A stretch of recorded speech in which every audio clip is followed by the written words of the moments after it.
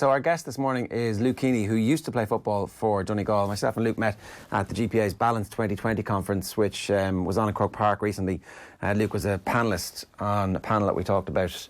Essentially, we were trying to get to the bottom of load and player management issues, and you told your story, and it was really remarkable. So I figured it'd be good to get the full story and try and spend a bit of time with it.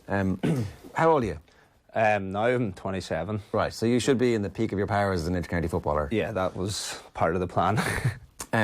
When did you last play a game of football? So the last time I represented Donegal was the All-Ireland final in 14 against Kerry. But my last game then with my club, Four Masters, was 2016. Okay, so 2016, yeah. So you're 24 when you have to retire. Yeah, well, it was just short. Well, my inter-county career finished on the back of having, the operations. As a 22-year-old? Roughly?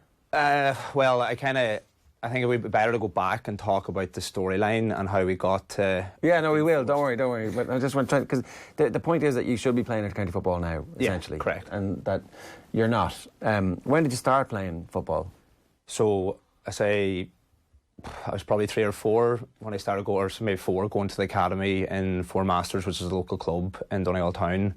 And, that's obviously where I played my last game. But with Donegal, it was the first kind of development squads, around 15. Right. So you must have been decent.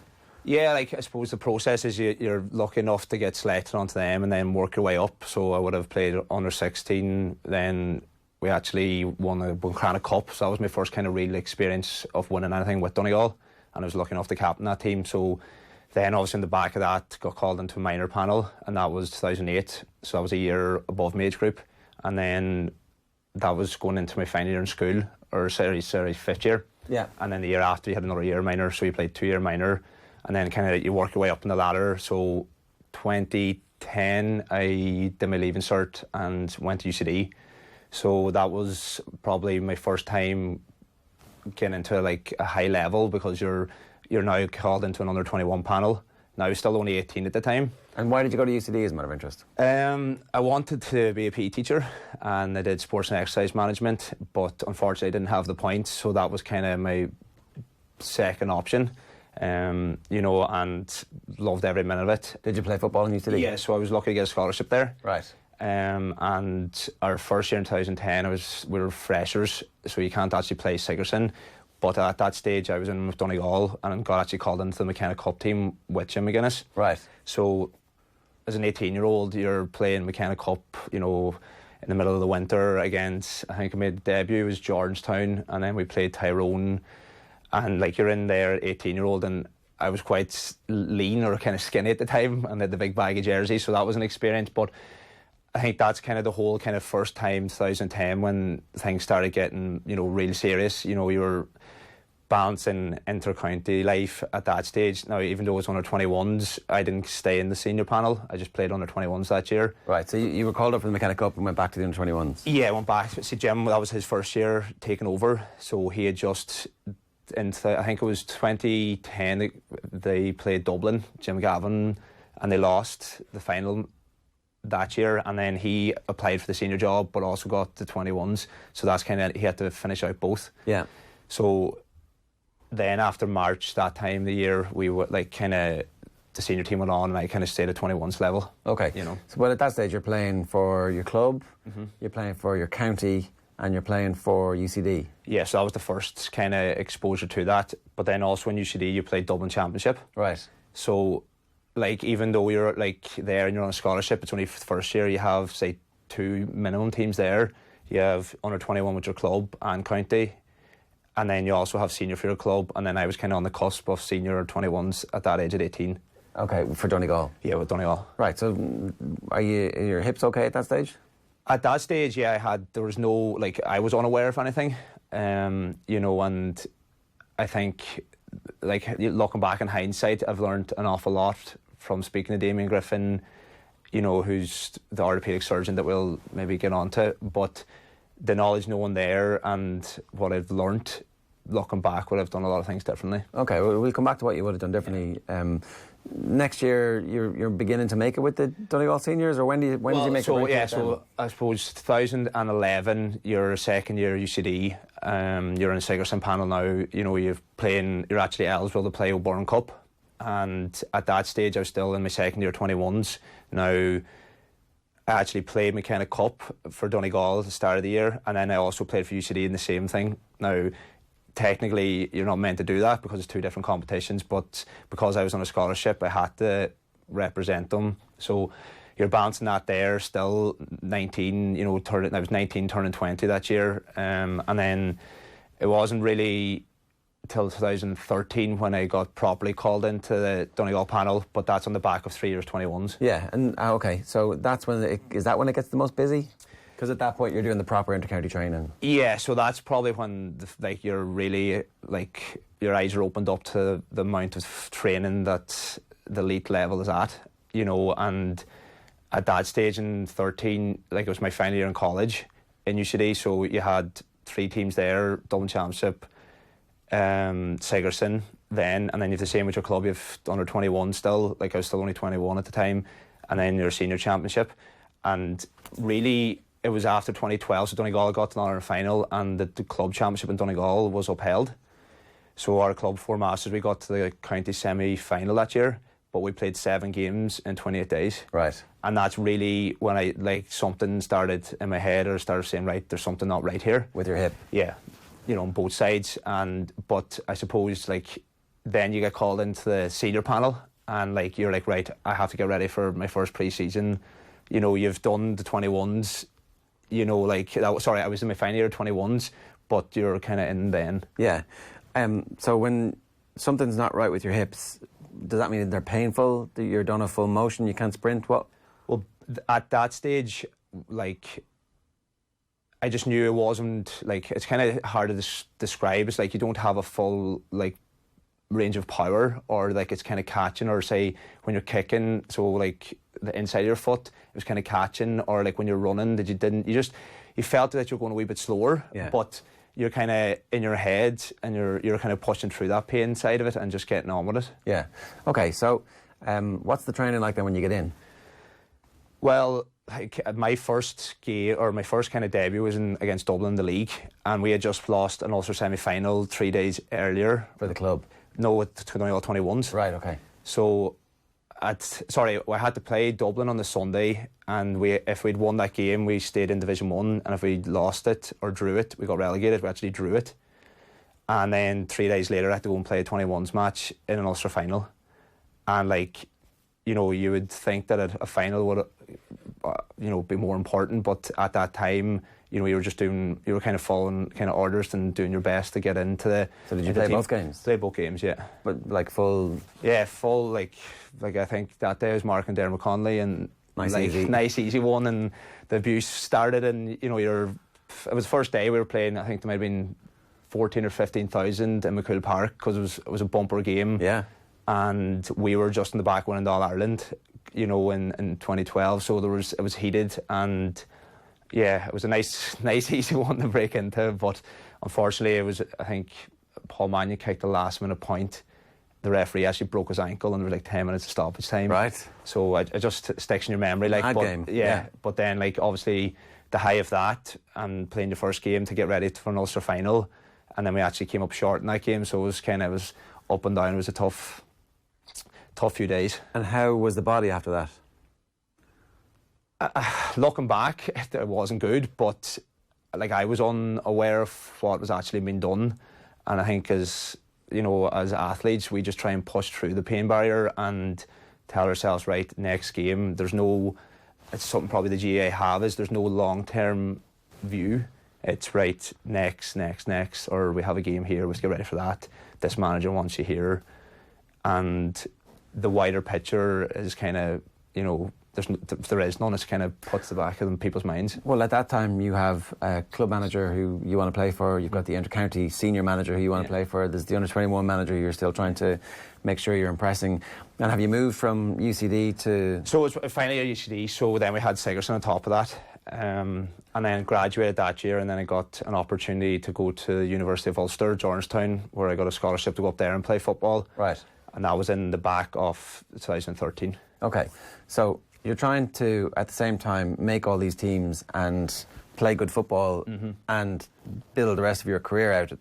Not an easy juggling act. No, and I think it's you're balancing the training load too and the travelling. Like when we were in Dublin, we had to travel back twice a week, so you're going back midweek, and for anyone, it's a 4-hour journey back to Keaney or the convoy where we're training, and then you're leaving college at 3 o'clock in the day to get a bus from UCD to DCU, and then back to Dublin, train, get some food, hop in the car, and you're getting back into Belfield at 2 o'clock in the morning to get up to go to a lecture on Thursday morning, 9 o'clock, and then to hop in the car Friday evening to go back and do maybe 2 sessions then that weekend, maybe a full training session on the Saturday and a club game on the Sunday. And how intense was the training at that point? Yeah, like I suppose that was probably, you know, you're looking at that year I was in with like kind of the All-Ireland winning team, and you're going into that kind of environment where the standards are so high, and we were trying to get back to that. So like you're talking, you know, some of the sessions could have been up to 2 hours, you know, and it's like I think we were wearing GPS, and sometimes you might have hit 12 to 13 kilometres per session, you know, and then you're kind of doing that there on a Saturday and then going to play a full 60-minute game for your club on the Sunday, and then, you know, like you've no recovery in between that, and then you're back training then midweek then again in Dublin. Did it feel like that was the right thing to do at the time? Yeah, because you're in a bubble, and you just, like as a kid, all I wanted to do was to play for Masters and then play for Donegal, you know. And my grandfather, who actually passed away this year, he actually won in Galway in All-Ireland, a cornerback, and for me, I would have been, you know, Christmas time, listening to stories about him and the next players and old jerseys and photos and All-Ireland, so you're kind of looking up to that. So from an early stage, that's all I wanted to do. So anything kind of in terms of pain or training, you just went with it. And I think at that stage, you're 22, 23, you're in a panel, you're naive because you just want to impress. And if you're not training, you're not in the player's or in the manager's mind, or you're not going to get game time. So that's kind of tunnel vision aspect that all athletes have, I suppose. And were there double sessions and all that kind of stuff that you hear about?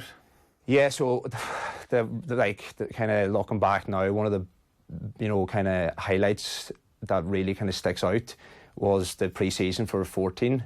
So we were doing double sessions, you know, that were maybe 2 hours long, and like you were doing a physical on a Saturday and then a tactical on the Sunday, but like you're spending, you know, probably 6 hours, 7 hours in a car, and then going back to Belfast then to go to college in 2014, and I wasn't fit to get out of the car by the time I got to Belfast, you know. And then let's just go through that, so you would go train, and give us a weekend then. What would one of those weekends be like? Yeah, so this is around Christmas time, you know, or end of 13 for the 14 season. Right. So we got, I think that year we got a Trojan by Mayo in the quarter-final. And, you know, there was obviously you had your team meeting, sit down, plan the year, kind of evaluate what went wrong in 13. And Jim actually came back that year, and there was a new management. Rory had stepped away. So new coaches, new kind of environment. So we had obviously pretty much, we kind of made a commitment that we were going to put our life on hold to try and do everything to win in All-Ireland.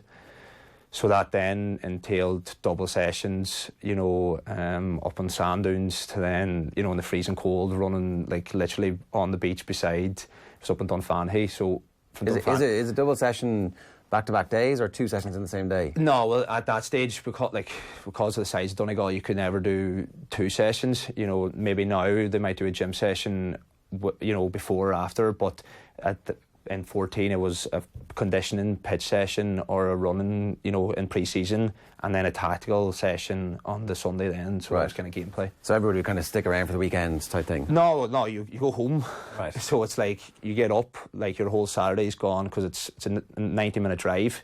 You know, I think people like the Dublin players and people in Leinster and different areas, they've 15-20 minutes and they're home and they're getting optimum recovery. You know, like say places like say Donegal, Kerry, Mayo, that have to spend, you know, they're either working or in college, have to spend more time in a car, and that's taken away from the recovery. And, you know, that's an aspect that people sometimes forget, Yeah. is like the logistics of where we are. So you would do a Saturday session up the sand dunes, and then there'd be a Sunday session, and then you'd go home. So, you go home, drive back in the car, you get back maybe 6 o'clock, recover, get up the next day at 8 o'clock, drive the same way back up to Dunfanny, another 90-minute drive, do a tactical session, 90 minutes back home, get your gear, go to college. Right. And when you said you barely fit to get out of the car when you got back, what was the cause of that?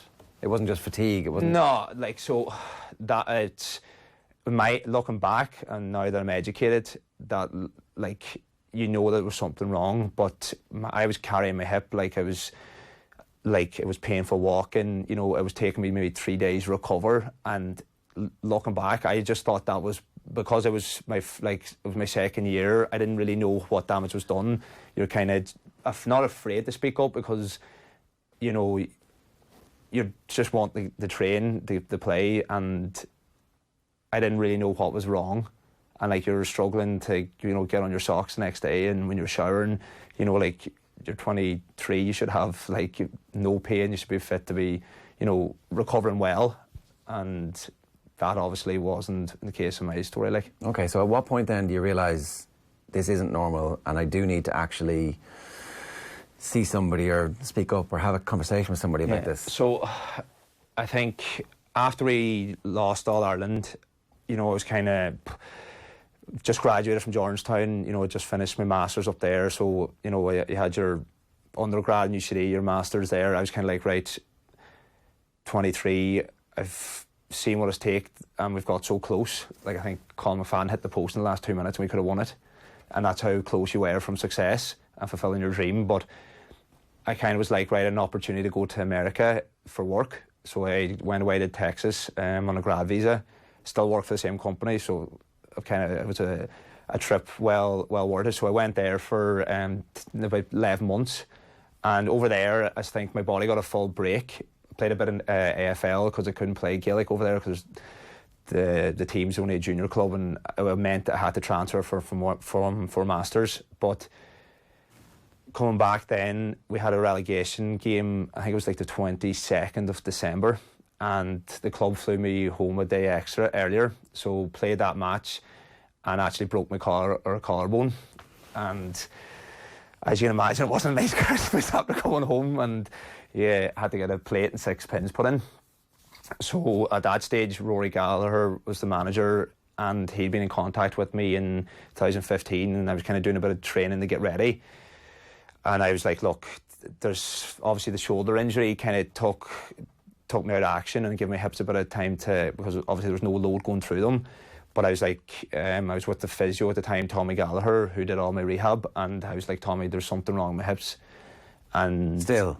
Yeah, but I hadn't, like, I suppose, for them 2 or 3 years, when you're playing your college football and you're playing for Donegal, you're dealing the pain. You know, you're not getting to the source of the problem. You're, like, I was getting intensive physio, I was getting dry needling, you know, you're getting hydropool, you know. So the year that you reached the All-Ireland, after the double sessions and you're travelling back up to Jordanstown and you're doing those weekends, yeah. you're still on the fringes of the team, you're making the team. Yes, I made my debut that year, so we played Derry in the first round of Ulster, came on there and played that. I'd played in Croke Park in the league. Like, I was knocking on the door. And to get to play, though, it requires like a couple of hours of warm-up and loosening the hips. So you have your prehab work, so you had your routine before the game, but like after the sessions I was getting maybe an hour of physio every say Sunday after training. From the Donegal team physio? Yeah, and then, you know, then we had our own masseuse as well, and then say up in Georgetown you might have been going and getting extra work done, you know, in between the sessions. And is this just normal? Are loads of people getting that done?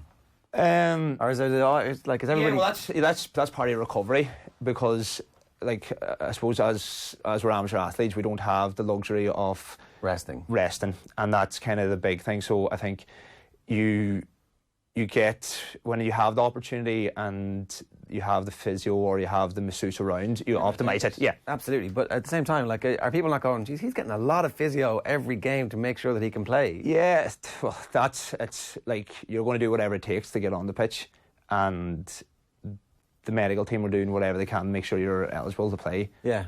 And that's just everybody's. That's the contact. That's the GAA. That's every kind of, well, that's every across any sport. You're going to do whatever it takes to get on the pitch.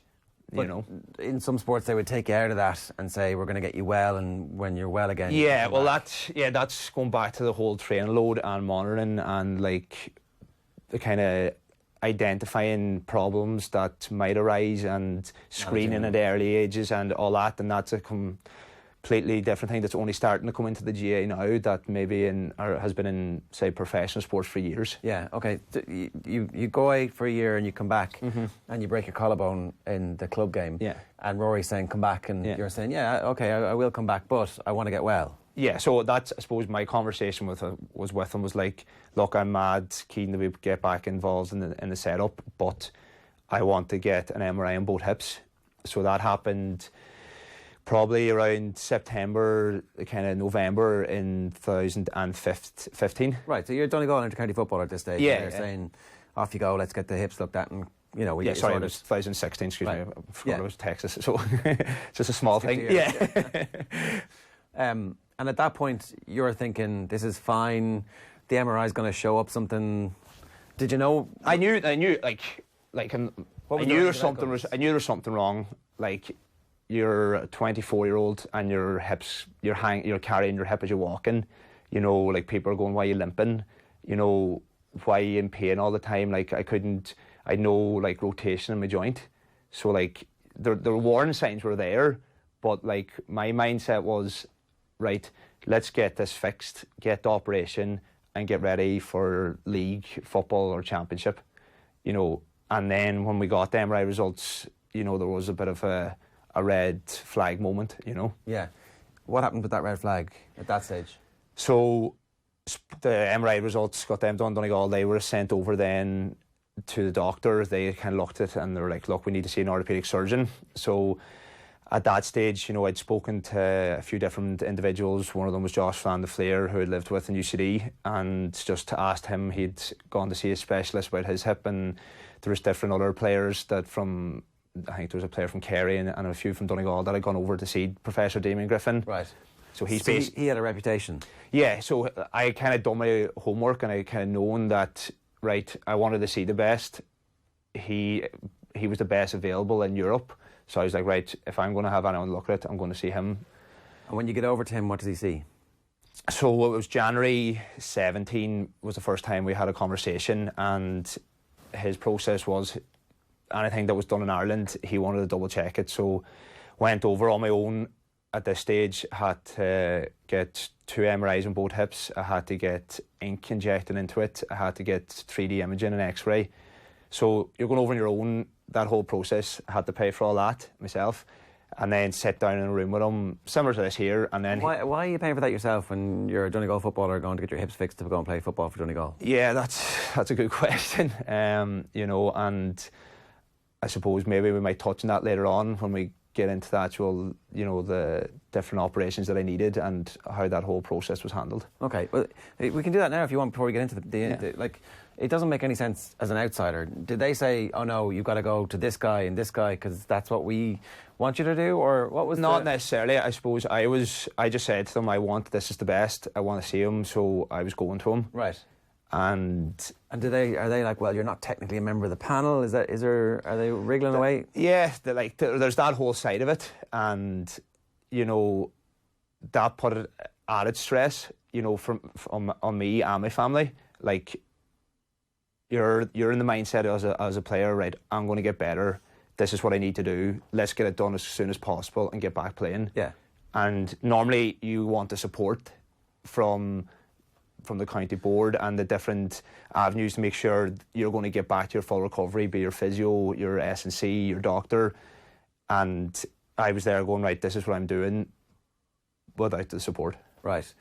You would seem, again, from the outside, that this is a collaboration where it's in their interest to get you well to go and play again. And at this point, everybody thought you were going to play again. Yeah.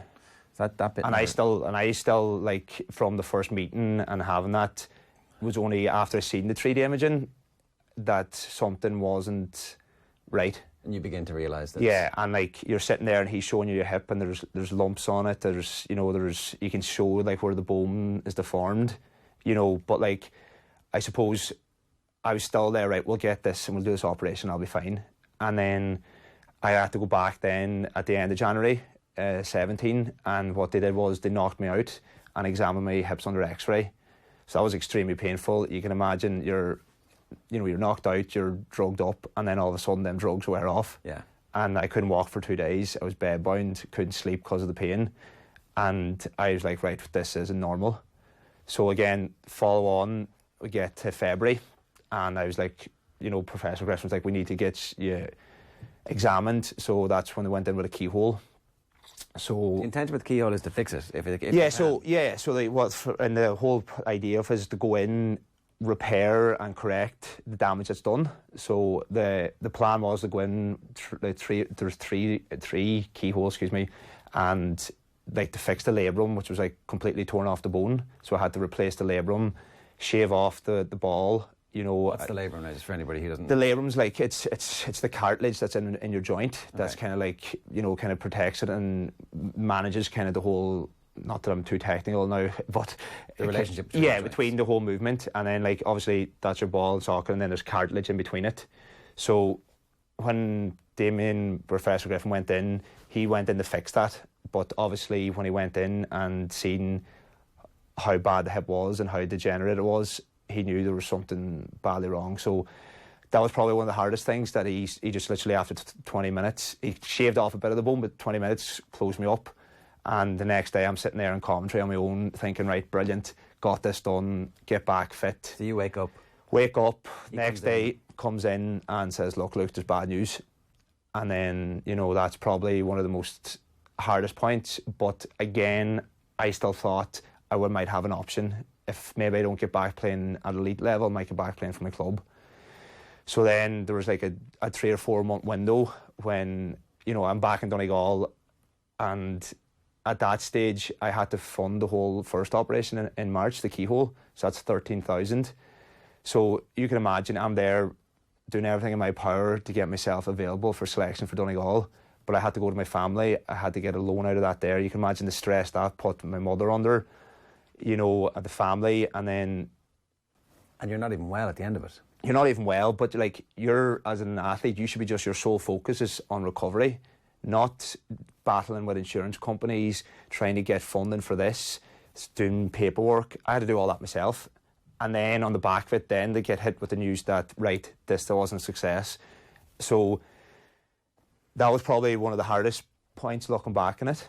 And then obviously that led to getting, a metal on metal hip resurfacing, which I had then a few months down the line. We've got some images of the metal on metal resurfacing. I don't understand any of this stuff, so if you can explain. So there's the metal, that's the posts. Yeah, that's post-surgery, so I think that's maybe... This is your right hip, right? Yeah, that's my right hip. So as you can see, on the left-hand side, but it's obviously your right hip, and there's 3 pins and a giant lump of metal in it. Yeah. So if you can imagine, what happens there is where the pins are, there's a kind of small crack, but what happens there is there's like a butterfly effect where they open up your joint like this, and then they go in, and the difference between a resurfacing and an actual replacement is it's still my hip. A replacement, they cut out the actual ball the ball part, and they replace it with an artificial part. Right. Here, still my socket, so I have, say that's the ball. Yeah. They put a cap on top of it, so you can see that there, and then the shaft's going down, so that's a metal like a part of it. Implant almost. Yeah, and then you can see just the outer part. So if imagine that's the socket, you can see the the wee cup at the back. So they have to physically hammer that in. Right. And that's an 8-hour procedure. It's pretty gruesome. There's some footage of that which we'll get to in a minute of what that actually looks like. And so these are just a collection of the various images. You can kind of see the scarring there in the aftermath, and we'll get into the recuperation. If you want to roll the actual footage, we can show that now. This is pretty gruesome, so if you're in any way squeamish, then I probably would look away from it. But how much of this did you actually know before it happens? Well, you kind of don't want to really know exactly what happens. Obviously, you do your research and you find out what happens, in terms of there's actually 2 pieces of metal being hammered into you. So you can see that's there, me knocked out. So that's my hip being hammered at there with a hammer and chisel. Yeah. And that's them putting the actual socket, or, the metal part into the socket. And that's them cleaning it out, getting the ball ready. So obviously you don't feel anything at the time. You know, it's an 8-hour procedure, but looking back, it is gruesome, and yeah, it's not for the. It's not easy on the eye. No. And here's the thing: like, if you feel at that stage like it's worth it because you need it for day-to-day life. Yeah. So I think after looking at that, there, it wasn't really until I met Damien Griffin that I kind of knew exactly what I was dealing with. And what I mean by that is that the first conversation I had at 24 was like, you're going to need your both hips replaced at some stage. Now that's in January. This is without knowing exactly what we had to do. So I had to, first of all, I was like, right, I didn't even know there was something that badly wrong. But he's like, right, you're going to need 2 replacements, possibly 3 in your lifespan. I didn't even have a girlfriend. I didn't know where my life was going. I couldn't even think about having grandchildren. And he's like, you have to think long term. You have to think about your quality of life when you're 70, that you're not in a wheelchair, that you're fit to get up each day, pain-free, put on your socks, walk down the stairs, not after having 3 or 4 replacements, needing crutches. And you're there, you're 24, and I'm thinking, I just want to get back playing, not thinking of quality of life in my later years. And that's just a completely, you know, the mental side of that there, and trying to grasp that is something that you're still trying to get around, you know. So then I was left with the option of getting a replacement or the resurfacing. At least there now I have a quality of life that I can, you know, I'm pain free, I can exercise and get back in the gym, but obviously can't play football. Yeah, so what's that process like? Because coming off that surgery, which is fairly brutal, but obviously it does give you some sense that you are going to be able to walk, and you are pain free now. Well, you can't play again. No, I can't play again at any level, and unfortunately that's something I'm still coping with and still trying to deal with, and I don't think I'll ever get to it. But it's funny, like, after looking at that, the 8-hour procedure was probably the easiest part, and the week in hospital, and you know, that's because you know that's what you have to do. It's an aftermath. Like, I had to go and find my own physio. Yeah. You know, Tommy Gallagher, who did an unbelievable job. I had to get my own strength conditioner. Aaron Kyles, who got me back walking again. You know, and you can see maybe there's some images of trying to. You're walking for the first time. Yeah, first time. So you can see, like, that's my first time after 8 weeks being on crutches, and like, you can see there, I'm like Bambi. Yeah. But like that there is something that, you know, I had to manage on my own. And the big thing is the isolation part that a lot of people don't really understand. You know, from my point of view, is I had isolation of my whole dream was shattered. My intercounty career was gone. All I wanted to do was to play football. I was like, my identification was the Donegal footballer. Here's Luke Keaney, you know, and people in the street, and that's gone overnight. So you're still trying to deal with that. I'll probably never fill that void. It's acceptance, but you have that, trying to deal with that first of all. But then you have the isolation part. Is you're 25-year-old man that had to leave his apartment, move back home. Like, I was bedbound. I couldn't shower. I needed my family to help me, and that was probably one of the hardest parts of the whole journey. It's like the isolation of being on your own, that you can't like carry a plate, like you're non-weight bearing, so you can't put anything that you can't put your foot down the ground. You know, I was taking a lot of, you know, painkillers. I was taking morphine to deal with the pain. That was having side effects where I was becoming very angry, you know, and probably volatile, and that was a very stressful point on my family, because, you know, you have to move home. My 2 brothers, Jack and David, were doing junior cert and leaving cert. My mum was trying to balance that whole side to keep the whole thing together. You know, my sister was away and she was trying to be supportive, but there was a lot of dark days, and looking back, like, I couldn't even fend for myself, and taking that independence away, and just it's just the loneliness, you know, because no one else can do anything. You know, there's the rehab side, but there's also the mental side, and I think it's important. Like, when I was at my lowest point and I was dark days, I had to get counselling, and the GPA were brilliant and provided that service, you know, and I can't speak highly enough about that, because when you're on your own and there's no one else there and helping you, and like my family and friends are there, but they have to get on with their lives, and you're lying there, and like, I wasn't fit to work. All I could do was lie to watch Netflix or read a book. Yeah.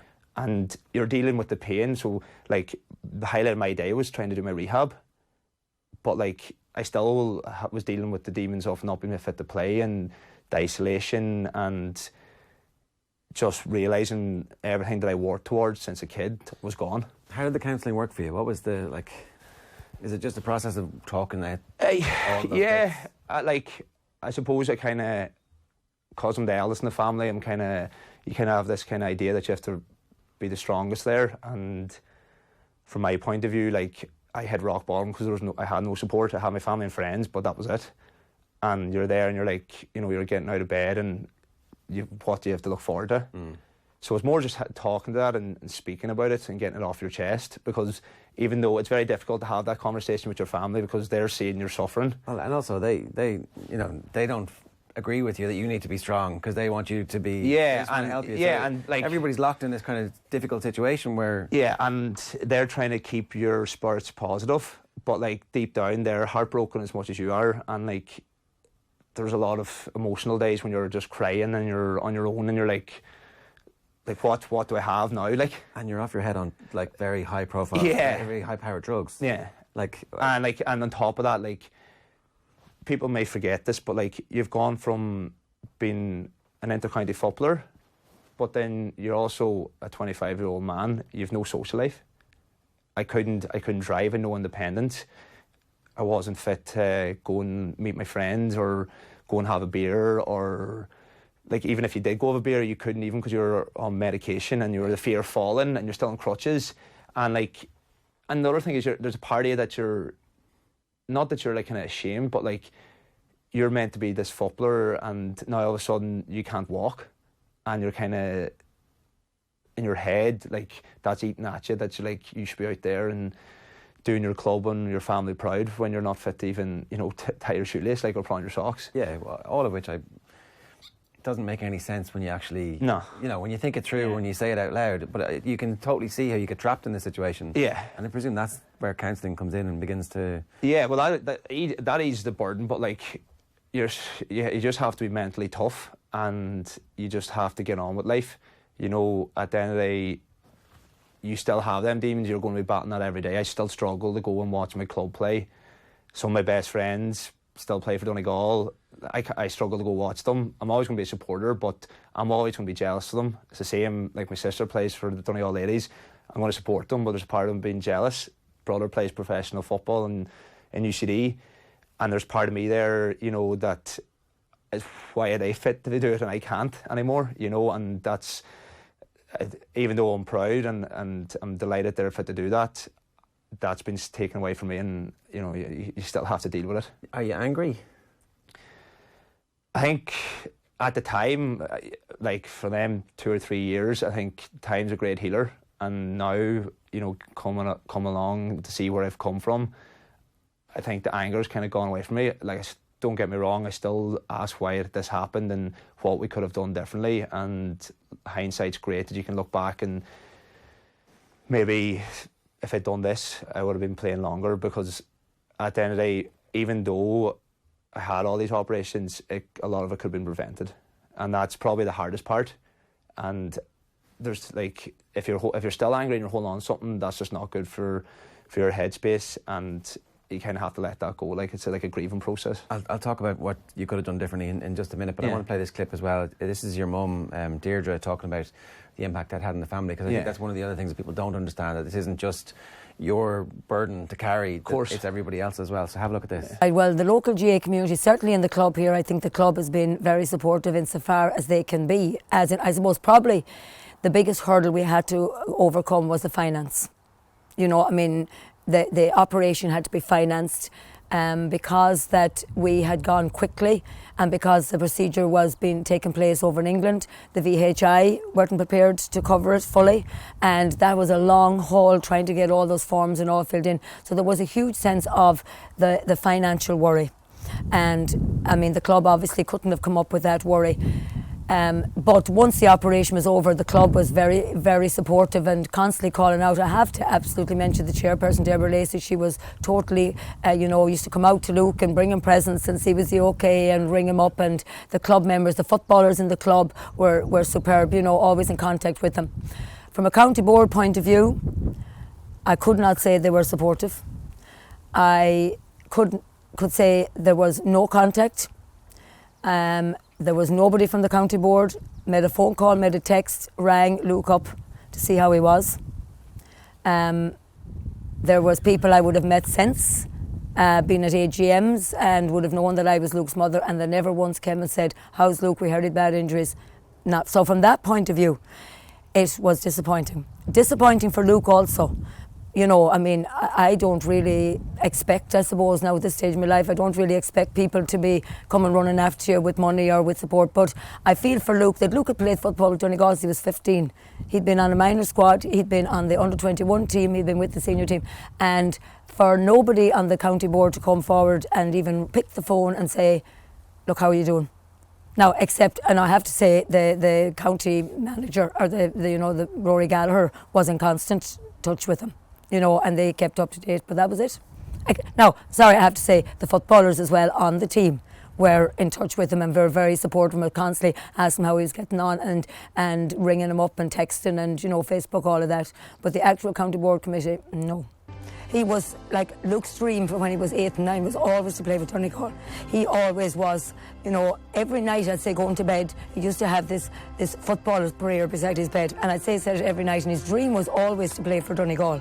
And more than the others, I think he was so passionate about Gaelic football. And then I think that sense of disappointment for him, that, you know, he probably never got a chance to be the brilliant player he could have been. You know, that this injury was now, he wasn't even going to be able to play with his club. And I think that was a huge, huge blow. For him, for me, it was his disappointment. Not that I wouldn't see him lining out again, although that was disappointing, but that his dreams couldn't be realised. That was the biggest hurdle, I think, for me.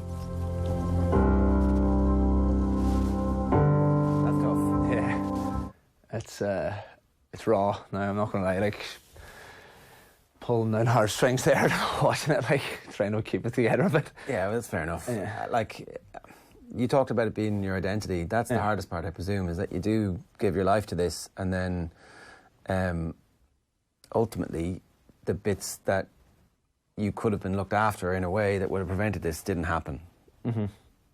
And so you should, at 27, be playing for Donegal. You shouldn't be in here talking. There should be a media ban because you're not allowed to talk to us. True. Like, that's where we should be here, you know? Yeah. And I don't know how you ever make peace with that.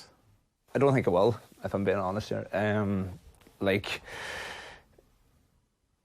you just want to go out and try and educate people and make sure that what's happened to me doesn't happen to anyone else. And I suppose I'm kind of hoping that sharing my story and, you know, documenting it and, you know, hopefully raising a bigger issue might make sure that this doesn't happen to anyone else. And that's probably the whole aspect of today and where I'm kind of trying to go with it, because this journey, like, there was a lot of dark days and no one should really have to go through that. We didn't even talk about the fact that we talked exclusively so far about your right hip, the left hip, you had to have surgery too and recover. Yeah, so what had happened then, when I got the resurfacing, I had 8 weeks of rehab, or 8 weeks in the crutches, and then I have another 4 or 5 weeks where I had to build up my right side to then get my left one done. So what happened then was I got keyhole, and then I got, like, because my cartilage on my right side was completely gone, I had to get the resurfacing. But on the left side, there was like a 3-inch segment off it that was gone. Yeah, that's the resurfacing, so gruesome enough. But what they did was they drilled into the actual ball part to create new red or blood cells to create, like, so what they did was put a stem graft in. I don't know if we can get the image up of it, but you can see then they would drill in and that would create, you know, new blood flow that would speed up. So it's like an artificial cartilage. So, and then they shaved off the ball and the socket. So that operation that I got done on my left side, if my hip wasn't so badly damaged, I still be back playing at some level. You could have got that done on your right side much earlier before it degenerated totally. Of course, yeah. Right, okay. And what would fix that in future when you're saying that you're telling this story to prevent this from happening again? Load management, so not allowing somebody to play for 10 or 12 teams over the course of a 14-month period. where every manager wants them to play and is saying, well, come on, you've got a scholarship here, you've got to play. This is the club, you've got to play. Yeah. This is your county team, you've got to play. Everybody wants you to play. And in everybody's mind, they're the big dog and they're the ones who need you to be the one who's going to get them over the line in this competition that defines everything. What if you could tap yourself as a 16-year-old on the shoulder and say, right, Luke, this is what you're going to do to make sure you've got the ability to play with your grandkids or to continue to play for 4 Masters, what would you be saying?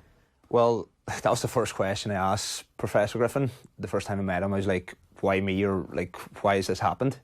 And looking back and from that knowledge I gained then, I wish I had that conversation 4 or 5 years, because that would have saved my career and we would have been able to put the right training methods in place to prolong my career. And that's probably the hardest part of telling my story, that I know now that it could have been handled correctly. And it's very difficult to pinpoint where or what you can actually do, but the big thing from chatting to him was that as a 17 to 22 in the GAA, we load our players. So instead of, say, in England or, say, in a professional environment, they have one team and they're pulled away from everything else and they're controlled, and that manager has the final say on that, and their whole medical team works around that. In the GAA, you have 3 or 4 different, maybe 5 teams in 1 year, and they're pulling at you, and there's no communication from the manager.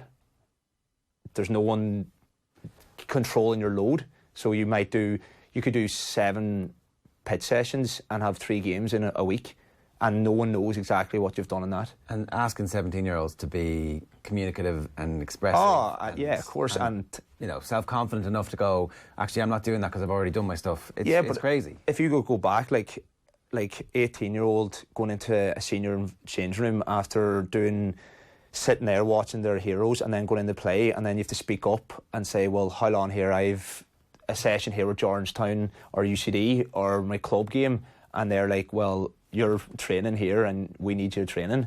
And that's the bigger issue, because no matter if you have a 10-year lifespan at inter-county football, you might have 4 managers, and then 4 managers want to get the best out of you. So how do you control what's happening to the player? And at the end of the day, it's on the player's shoulders. They need to speak up, but we, and no one now, the GA need to take that off their shoulders. Yeah. And we need to make players aware that they need to speak up and be stronger, and through the GPA's reps and the support there, they need to educate the players that they need.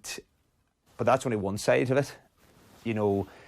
Is there a case to say that, like, we have a central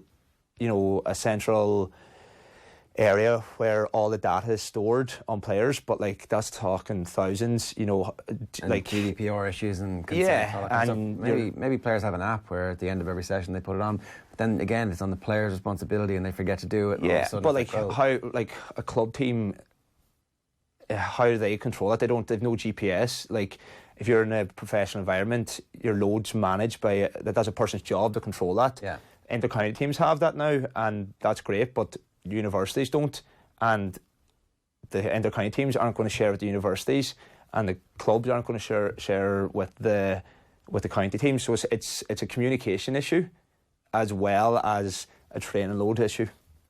A personalised training program, would that have worked for you? Yeah. Well, after speaking to Professor Griffin and knowing that there was underlying issues there that maybe could have been handled correctly, but until you actually know what's there. Yeah. So, like, for an example, the first time you had hip pain, you should have had the MRIs. Yeah, like if you're a player at a professional environment, right, you're an asset to them, so they're going to make sure that you're performing at the best level, right? So they do every single test.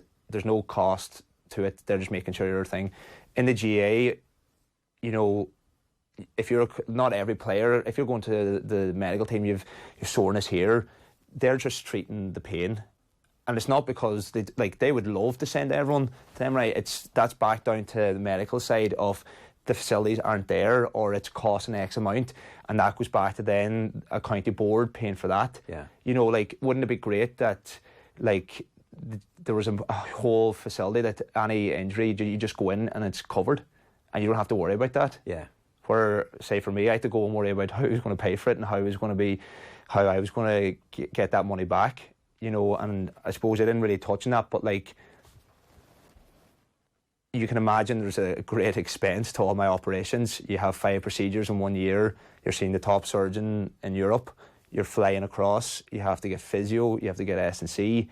You have to learn how to walk again. All that there came at a large price, and I was very lucky that I had the support of the GPA through the beneficiary fund to, you know, to help me through that, and just even to take that weight off my shoulder and that burden, and just allow me to actually focus on my recovery, not to worry about all them other aspects, the financial side.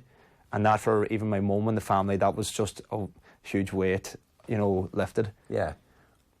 But you had to go through the whole process with the county board first to get to the point where... Well, there was no process. It was literally, I had to get the money myself, and I got it, and then I had no support. So then I had to try and find somewhere, and through the GPA they stepped in and then presented my case to get awarded the funds to cover the injuries. Right. And like, let's not forget, I'm going to have to get my left hip replaced in maybe 10 years. The resurfacing has a 10-year lifespan, 15 maybe, it just depends on how you look after it. So you're talking 50s needing maybe 2 more operations, and then potentially, depending, like, hopefully in that time, you know, the science and the equipment has got better, so it might last longer. But this is the realisation that I have to face. So I have, even though I have had all these operations, I still have to take care of them. And you'll have to have them again. Yeah. Right. That's difficult to deal with, I suspect. Mm-hmm. It's not like, but again, we all in life have setbacks, and we all get knocked, and we're all going to have our own issues. So you just have to power through. Just 2 last things I want to talk to you about. One was we saw your mum talking earlier on about the county board. Yeah. What's the relationship like with the county board now?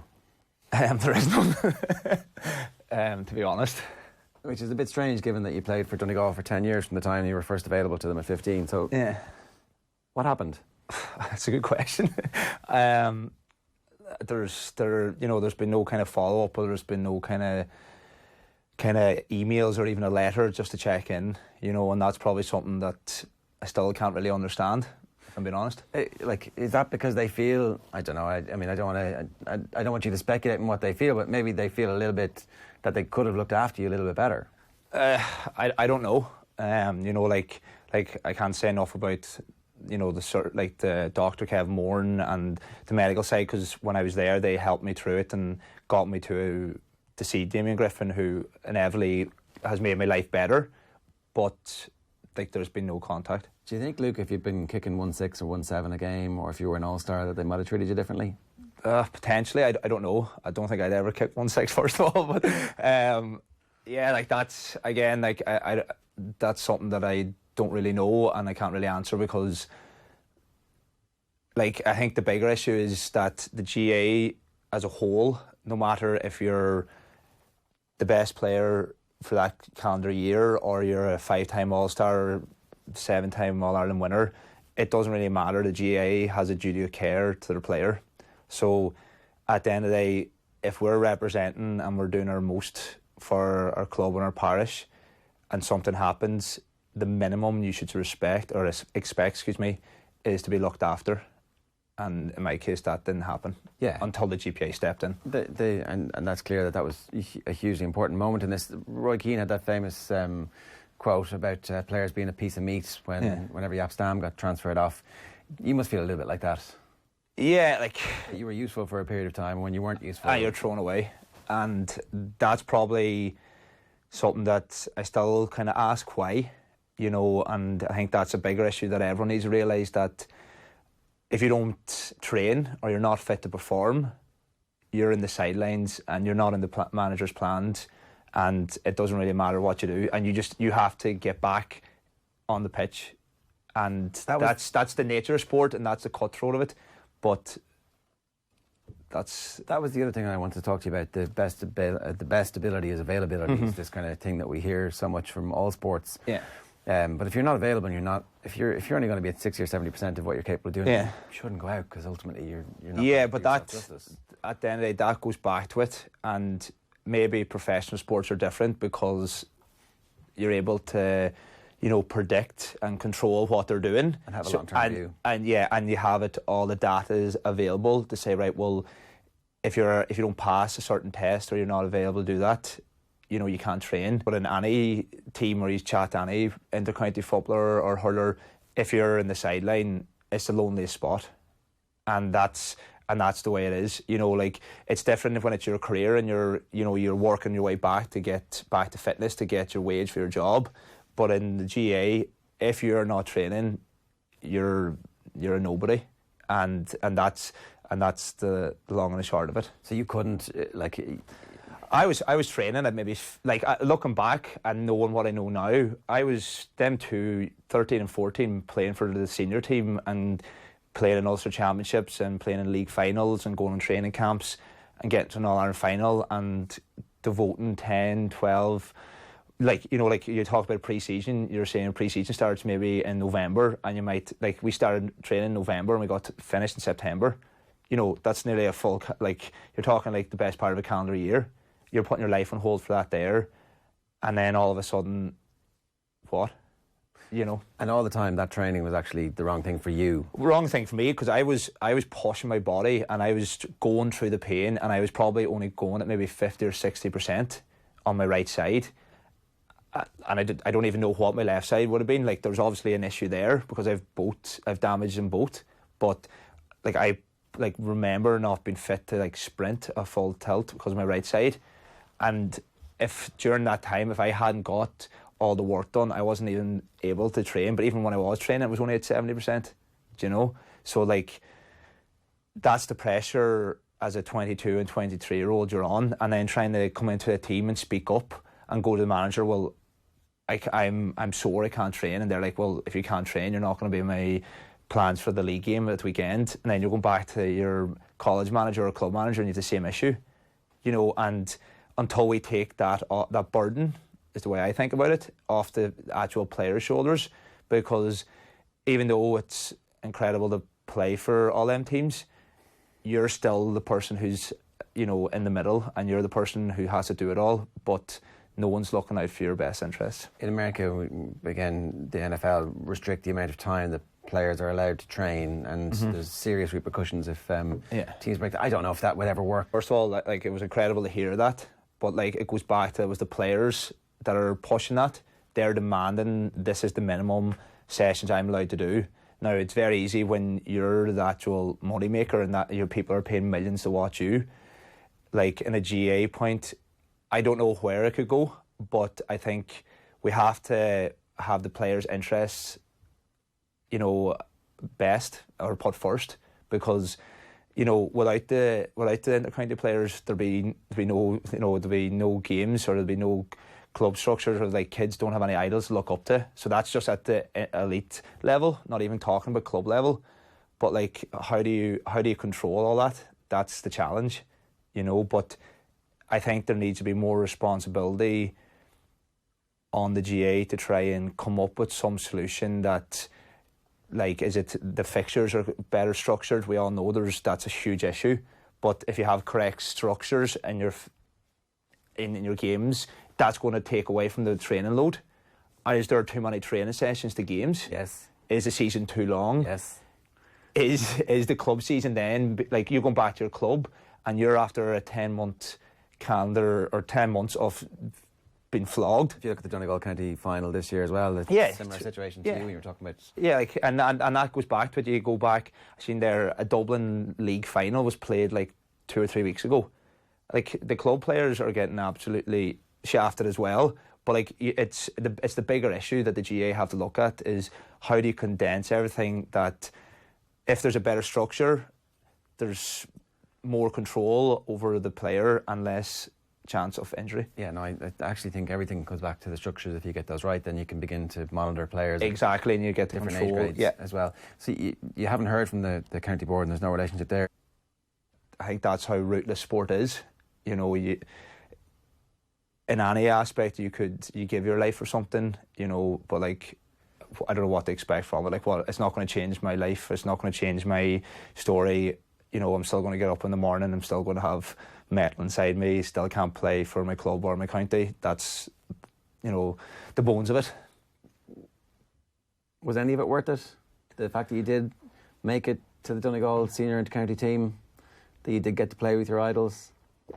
It's a good question. Yes, obviously, because that's what you wanted to do and you wanted to get to that level. And, you know, I was very lucky to win an Ulster Championship, you know, and some of my best friends are made from that. And look, looking back, is it all worth it now, knowing what I've gone through? I think there's part of me that I just wish I got to maybe 30, 31, that I had a chance to maybe try and see, you know, to become hopefully a regular in the team, to be, you know, starting and trying to hopefully push on, because even though it's great being part of a team environment, you're always going to be selfish, and it's very hard that being part of something that's winning and not really contributing. Like, you might only play 5 or 10 minutes here, you know, and before I got injured, I was like on the ladder, so to speak, that you know, like I was fortunate to play with some of the best players Donegal's ever produced, an All-Ireland winning team, you know, All-Stars. You know, you have Michael Murphy, who's probably one of the best footballers ever to play the game, you know, and you're honoured to be in that environment. But you, from a personal point of view, you don't, until you're actually playing and being in the team and contributing, that's where the rewarding part is. And showing what you could do. Yeah. Living up to your full potential. And that's probably the part that I didn't get and mum addressed it. That's probably the hardest part, that if I did manage to play them years and get to that level and compete at the top table or at any level, at least then, you know, I'd have a small bit of satisfaction, you know. And I think when I did get, like, kind of look at it, when I was getting to the worst stage, you're on an upward trajectory and you're thinking, right, you know, in 14, you know, we got to the Sigerson final. I'd won an All-Star with the college that year, played in the league final, debut in the seniors, and you're getting to another final. You're thinking, right, this is the way it's going, and then all of a sudden you just fall off the cliff and bang, your dream's over. So to answer the question, that's probably the hardest part. You know, if you got to the stage where you could retire and have some sort of kind of, what's the correct word, but like some sort of kind of time frame, legacy, that's the word, thanks. If you had some sort of legacy, or you were able to reach that potential, you would be a bit happier. But that's really it. Like, you mentioned, I think when we talked the last time at the Balance 2020 conference, that at some point you'd like to get into coaching and management, and yeah, you're doing a little bit of it, are you? Yeah, so I obviously would have helped out. I'm coaching officer in my local club, so I helped out there with the academy and the underage structures and do a bit of coaching with underage. Is that what you hope it's going to? Well, I re-engage your love of the game, because it's clear. I don't know is the answer. I still struggle to be around, you know, the senior teams and that side. Part of me is more, I want to educate and tell my story and make sure that this doesn't happen, and I hope to go around that avenue and ask the right questions and put the pressure in the right areas, that this doesn't happen to 18 and 19-year-olds all around Ireland. And I think that's more powerful than actually coaching. But again, you still, you devote your life to the GA. You know, I played 10 years since I was 15 to 25 for Donegal, you know, and you still love it, but it's like a bitter sour. Yeah, I'm sure. Yeah. And also, the other thing of this is that you talked earlier on about I wasn't educated at the time. You've obviously become incredibly conversant in what the procedure is, the different natures of the different types of procedures that are available, the different types of treatments. So I suspect that you've become something of, you know, you were saying you rang Josh van der Fleer, who you knew. I presume you're getting phone calls from all over the country. Yeah, so going through the same thing.